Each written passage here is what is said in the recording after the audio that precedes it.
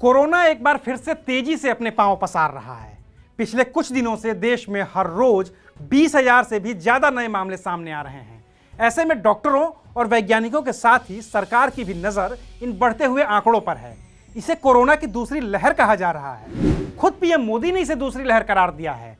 PM Modi ने 17 मार्च को देश के सभी मुख्यमंत्रियों की एक बैठक बुलाई और कोरोना से निपटने के उपायों के बारे में बात की। पीएम मोदी की सीएम के साथ हुई बैठक में क्या क्या हुआ और पीएम मोदी ने इस महामारी को रोकने के लिए क्या क्या उपाय बताए, आज बात करेंगे इसी मुद्दे पर। नमस्कार, मैं हूं अविनाश और आप देख रहे हैं अनकट।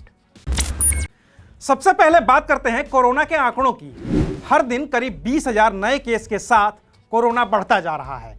इसमें भी करीब 75% मामले अकेले महाराष्ट्र, गुजरात, केरल, पंजाब, तमिलनाडु और कर्नाटक से सामने आ रहे हैं। इसी वजह से पीएम मोदी ने देश के सभी राज्यों के मुख्यमंत्रियों की एक वर्चुअल मीटिंग बुलाई थी। देश के 3 मुख्यमंत्री UP CM Yogi Adityanath, Chhattisgarh CM Bhupesh Baghel और पश्चिम बंगाल सीएम ममता बनर्जी इस मीटिंग में शामिल नहीं हुई। बाकी के राज्यों के मुख्यमंत्रियों से बात करने के बाद पीएम मोदी ने क्या कहा, आप खुद सुनिए।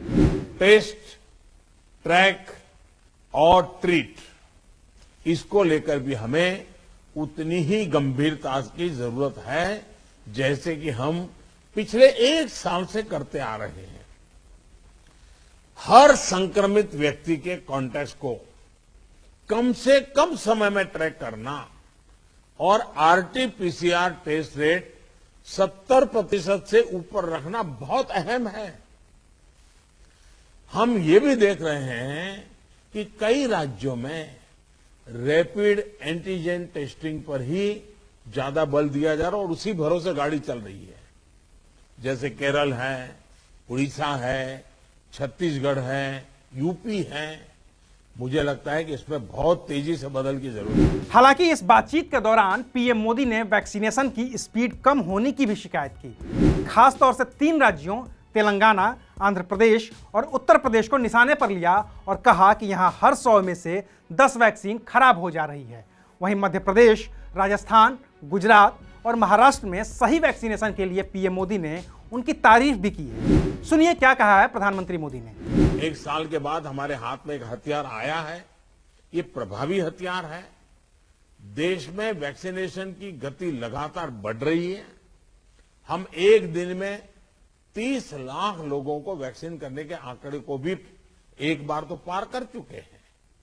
लेकिन इसके साथ ही हमें वैक्सीन डोसेज वेस्ट होने की समस्या को बहुत गंभीरता से लेना चाहिए। तेलंगाना और आंध्र प्रदेश में 10% से ज्यादा वैक्सीन वेस्टेज है। यूपी में भी वैक्सीन वेस्टेज करीब करीब वैसा ही है। बाकी पीएम मोदी की राज्यों के मुख्यमंत्रियों के साथ हुई मीटिंग और उसके बाद हुए उनके संबोधन से जो मोटी मोटी बातें निकली हैं, वो हम एक बार आपको फिर से बता देते हैं। दवाई भी और कड़ाई भी का हर हाल में पालन करना ही होगा। टेस्टिंग की संख्या को बढ़ाना ही होगा, खासतौर से आरटी-पीसीआर टेस्टिंग। बड़े कंटेनमेंट जोन की बजाय माइक्रो कंटेनमेंट जोन बनाने होंगे। वैक्सीन सेंटर की संख्या को बढ़ाना होगा। इसमें सरकारी और निजी दोनों ही सेंटर शामिल होंगे। यह ध्यान रखना होगा कि वैक्सीन एक्सपायर ना होने पाए और ठीक वक्त पर उसका इस्तेमाल हो जाए। बाकी 17 मार्च 2021 के आंकड़ों के मुताबिक अभी तक करीब 3.5 करोड़ लोगों का वैक्सीनेशन हो चुका है। फिलहाल देश में कुल 2,34,406 एक्टिव केस हैं। 1 करोड़ 10 लाख से भी अधिक लोग कोरोना से ठीक हो चुके हैं और करीब 1,59,000 लोगों की मौत अब तक इस कोरोना महामारी की वजह से हो चुकी है। बाकी तो वैक्सीनेशन को लेकर राजनीति भी हो रही है। पश्चिम बंगाल के सीएम ममता बनर्जी कह रही हैं कि केंद्र से उन्हें वैक्सीन नहीं मिल रही है, तो केंद्रीय मंत्री प्रकाश जावड़ेकर कह रहे हैं कि महाराष्ट्र को तो 54 लाख डोज दी गई थी वैक्सीन की और उन्होंने सिर्फ और सिर्फ 23 लाख का ही इस्तेमाल किया है। ये राजनीति की बातें हैं। फिलहाल इसे किनारे रखते हैं और जाते जाते आपको फिर से याद दिला देते हैं कि कोरोना गया नहीं है, वो अब भी है और कुछ राज्यों में तो पहले के मुकाबले तेजी से फैल रहा है। इसलिए अपना ख्याल रखिए, अपनों का ख्याल रखिए और कोरोना से खुद का बचाव करिए। शुक्रिया, आप देख रहे थे अनकट।